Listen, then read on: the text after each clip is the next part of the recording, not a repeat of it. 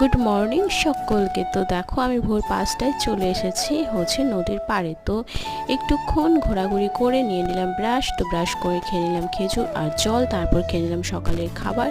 খেয়ে দিয়ে বের হয়ে গেলাম। তো যাওয়ার পর চলে যাব মাসির বাড়ি। ওই জন্য দাদা নিতে এসেছিলো, দাদার সঙ্গে চলে গিয়েছিলাম মাসির বাড়ি। তো ওইখানে গিয়ে খাওয়া দাওয়া করেছিলাম। তারপর একটু ঘোরাঘুরি করে খেয়ে নিলাম ফুচকা। তো দাদা নিয়ে এসেছিলো। তো ফুচকা খাওয়ার পর আবারও আমরা ঝটপট লাঞ্চ করে তো বেরিয়ে গিয়েছিলাম। তখন যেতে হবে আমাদের বাড়ি। তো সেদিনে আমি চলে এসেছিলাম। তো দেখো ভাই মাটি দিয়ে কেক বানিয়েছিল। তো বলছিল আমাকে কাট। তো তারপর ওকে বললাম আমি তুই কেটে নে। তো ও কেকটা কেটে নিয়েছিল।